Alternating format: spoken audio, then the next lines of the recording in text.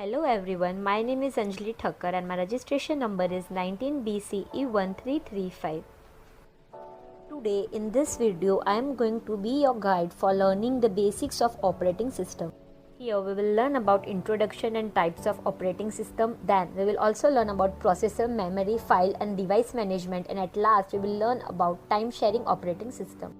Okay, so first of all, let's understand what does the term operating system actually means. If we understand it in the layman's language, operating system is just like a jam or a peanut butter between the two breads, where one of the bread may be referred to as the hardware of the system and the other bread may be termed as the software of the system. So just like the jam keeps the two breads together, similarly operating system also attaches the hardware of the system with the software of the system. Now, if we try to define the operating system in the technical words, we can refer to it as an operating system is a program that acts as an interface between the user and the computer hardware and controls the execution of all kinds of programs which runs on our system. We can divide any kind of system into four components. First, user, second component is application, third component is operating system, and fourth component is hardware. So the interface which keeps all of these components together is known as operating system.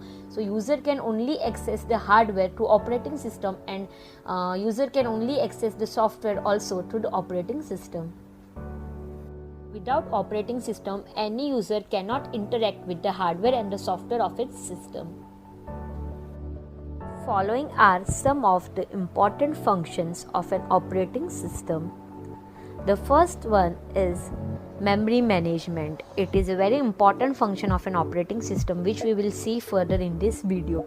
The second function of an operating system is processor management. Then the next function is device management. The fourth function of an operating system is file management. The fifth function of an operating system would be security. The next function of an operating system would be its control over the system performance. Then another function of an operating system is also job accounting. It also helps in error detection.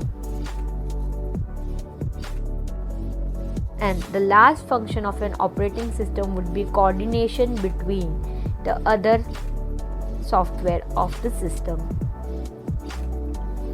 So now there are various types of operating system existing in today's world, be it batch operating system, multi-programming operating system, multitasking operating system, or multi-processing operating system.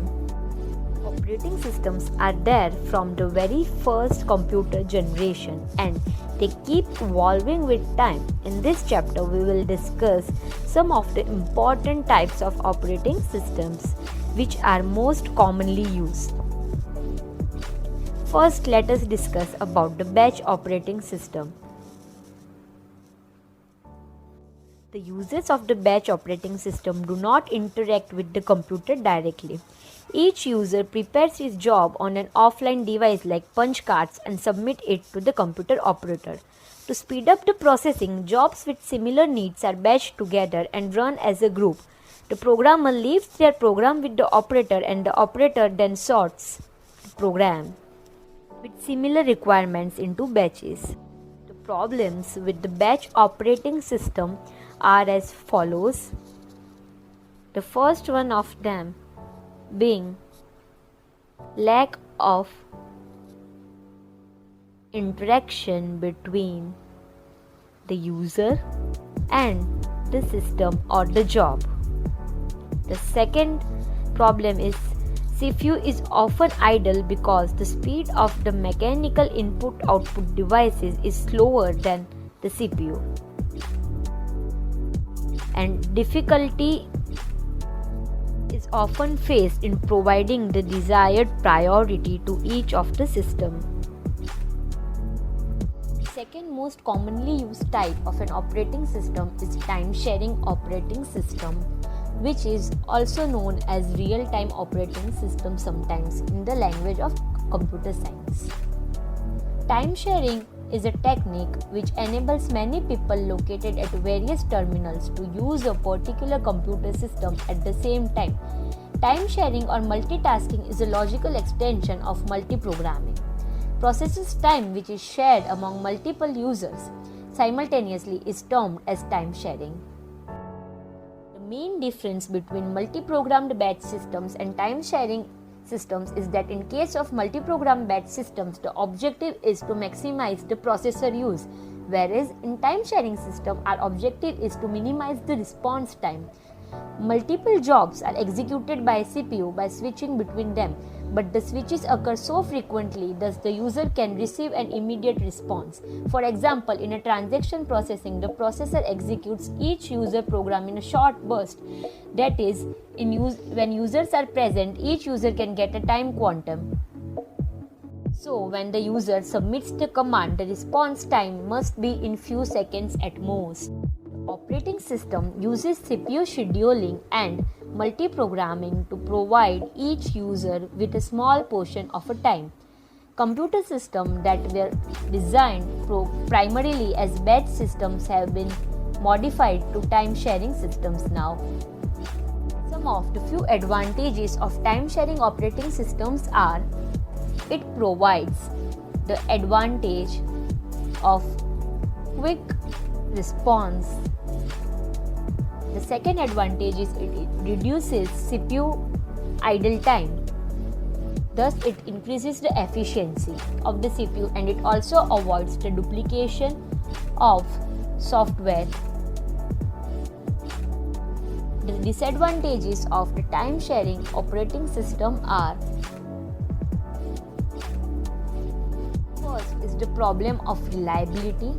Then comes the problem of data communication, and the third most disadvantage of the time sharing operating system is the question of security and integrity of user programs data.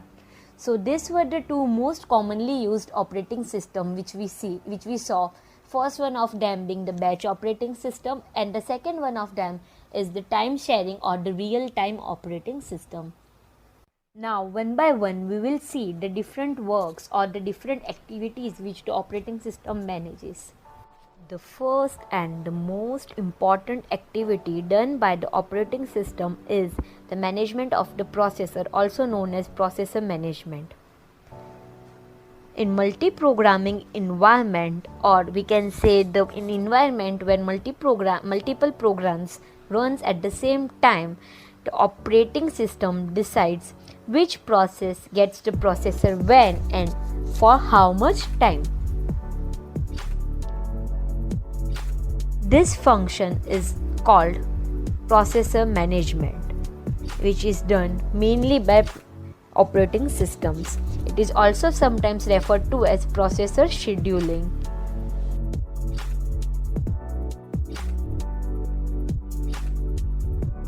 An operating system does the following activities for the processor management.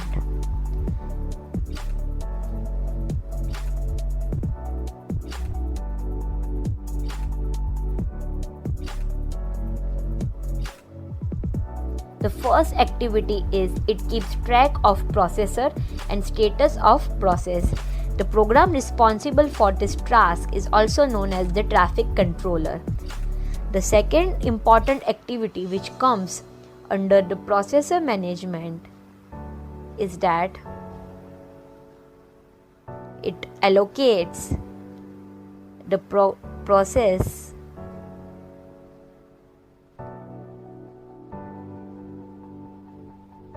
to a different processor. That is, it allocates the processor to a different processes. The third and the most important activity of the processor management is that it deallocates the processor when a process is not longer required. Okay, so that was all about the processor management. Now we will see some brief introduction about the memory management, which is the second most important activity of an operating system. Memory management refers to management of primary memory or main memory. Main memory is a large array of words or bytes where each word or byte has its own address.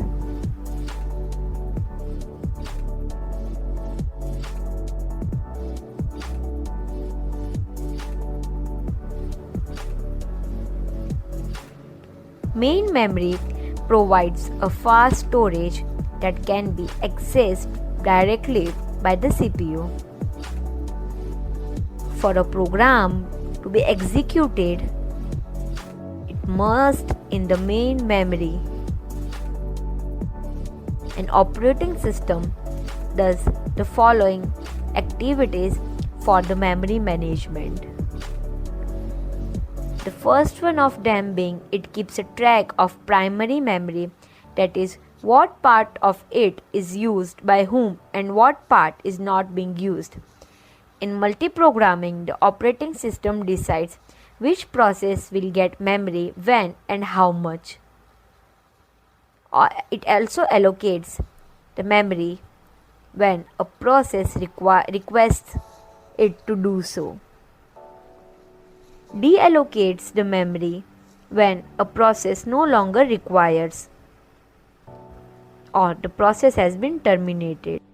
Okay, till now we saw how an operating system manages the processor and it also manages the memory. Now, the third most important activity of an operating system is the file management. That is, how does an operating system manages all the files which are available on our systems.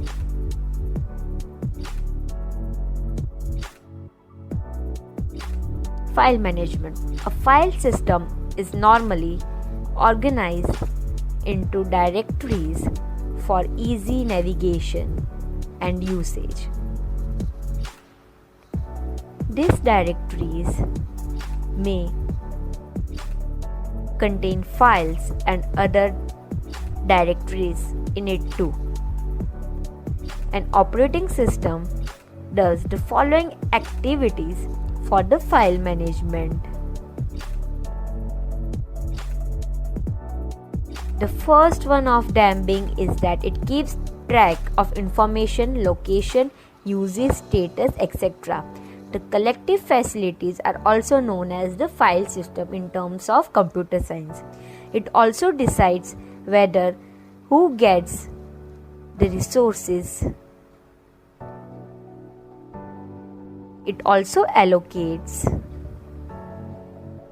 the resources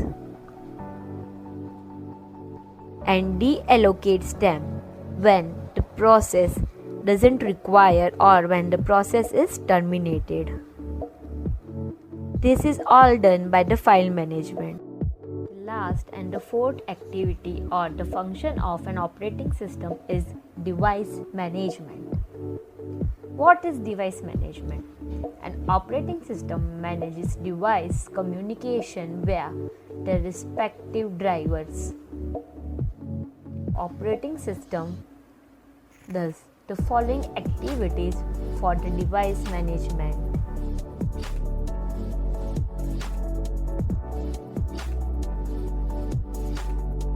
First important activity under the device management is that it keeps the track of all the devices. Program responsible for this task is known as input-output controllers. The second most important activity which comes under the device management is that it decides which process gets the devices when and for how much time. The third important activity under the device management is that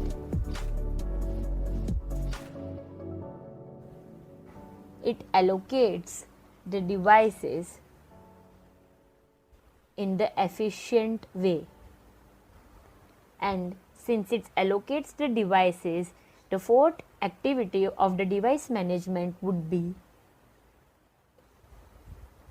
it would deallocate the devices when the processes are terminated. So, this was all about the basics of the operating system and the main activities which are performed by the operating system. Thanks for watching.